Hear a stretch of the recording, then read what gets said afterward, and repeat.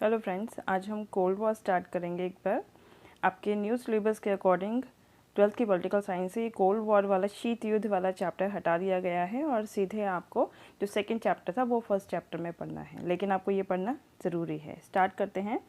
First world war और second world war में जो दो ग्रुप्स बने थे, मित्र राष्ट्र, ध्रुवीय राष्ट्र, उसमें मित्र राष्ट्रों में अमेरिका और रूस थे। वैसे ही सेकेंड वर्ल्ड वॉर में भी मित्र राष्ट्र में अमेरिका और सोवियत संघ थे। अब रूस की जगह पे सोवियत संघ बन गया था, यानी केवल रूस अकेला नहीं था बल्कि अन्य कंट्रीज़ भी इसके साथ कंबाइन हो चुकी थी और अब वो नए नाम से जानते थे यूएसएसआर, यानी सोवियत संघ नाम से। हम शुरू करते हैं कि सोवियत संघ कब से कब तक रहा। तो 1922 से 1991 तक सोवियत संघ रहा। स्टार्ट कैसे हुआ?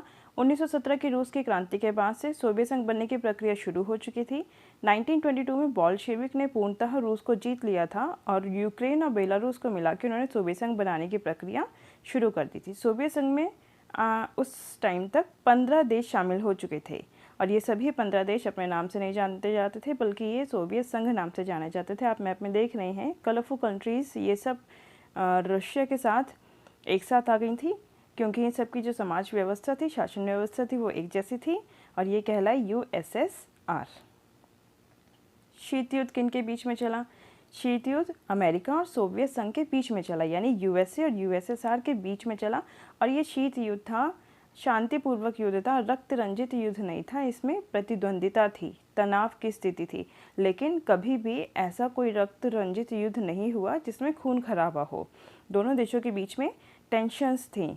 इनमें क्या था? सैनिक संगठन बनाए गए। अपनी शक्ति को बढ़ाने के लिए इन्होंने बहुत सारे ऑर्गेनाइजेशंस बनाए, बहुत सारी संधियां करी, क्योंकि हमने अपनी अपनी शक्ति को बढ़ाना था क्या? इनके बीच में जो वॉर थी, जो युद्ध थी, वो विचारधारा की लड़ाई थी, क्योंकि अमेरिका की विचारधारा, जो शासन व्यवस्था और चलाने की जो सिस्टम था, और जो यूएसएसआर की विचारधारा थी, शासन चलाने का जो सिस्टम था, वो दोनों ही अलग अलग थी। अमेरिका की जो विचारधारा थी वो थी उदारवादी, लोकतांत्रिक, पूंजीवादी, यानी वो उदारवाद, लोकतंत्र, पूंजीवाद को अपना रहा था। और जो सोवियत संघ था वो समाजवाद और साम्यवाद का समर्थक था। इन्होंने अपने अपने दो अलग ग्रुप बनाए। पश्चिमी गुट की अगुवाई अमेरिका कर रहा था, पूर्वी गुट की अगुवाई सोवियत संघ कर रहा था, और दोनों ही चाहते थे अपनी अपनी पावर को बढ़ाना। इसलिए जब सेकेंड वर्ल्ड वॉर का एंड हुआ था तो अमेरिका ने जापान के हिरोशिमा नागासाकी पर न्यूक्लियर बॉम्ब का यूज़ किया था, और सिर्फ वो वर्ल्ड को ये दिखाना चाहता था, देखो मैंने न्यूक्लियर बॉम्ब बना लिया है, मैं न्यूक्लियर पावर है मेरे पास।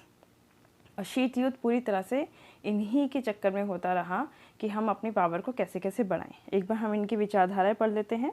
पूंजीवादी व्यवस्था में व्यक्तिगत संपत्ति में विश्वास किया जाता है, जबकि साम्यवादी व्यवस्था में जो संपत्ति है वो राज्य की मानी जाती है। पूंजीवाद में उत्पादन और वितरण के साधनों पर व्यक्ति का अधिकार होता है, जबकि साम्यवाद में राज्य का अधिकार होता है। पूंजीवादी व्यवस्था अमेरिका में थी, साम्यवादी व्यवस्था यूएसएसआर यानी सोवियत संघ में थी। नेक्स्ट पॉइंट पढ़ते हैं। पूंजीवाद में आय का समान वितरण नहीं होता है, उसमें विषमता पाई जाती है, क्योंकि जिसके पास पैसा होगा वो अपना प्रॉफिट करेगा। प्राइवेटाइजेशन पूंजीवाद में ज़्यादा है। साम्यवादी व्यवस्था में आय की विषमता नहीं होती, सबको इसलिए समान काम किया जाता है, और कौन करता है? राज्य व्यवस्था करती है। पूंजीवाद में खुली प्रतियोगिता होती है, यानी कंपटीशन होता है। साम्यवाद में ऐसा कोई कंपटीशन नहीं होता है। पूंजीवादी व्यवस्था क्या होती है? ध्यान से सुनो। प्राइवेटाइजेशन होता है, उसमें प्राइवेट कंपनीज आती हैं, अपना प्रॉफिट के हिसाब से अपना काम करती हैं। लेकिन साम्यवादी व्यवस्था में सब कुछ सरकार के हाथ में होता है, सरकार अपने हिसाब से सबको इक्वल डिस्ट्रीब्यूट करती है, कोई अमीरी गरीबी कुछ नहीं। इन लोगों ने अपने आप को और ज़्यादा मजबूत करने के लिए संगठन बनाए थे। यूएसए ने नाटो, सीटो, सेंटो बनाया था, और उसी के काउंटर में यूएसएसआर ने वार्सा पैक्ट बनाया था।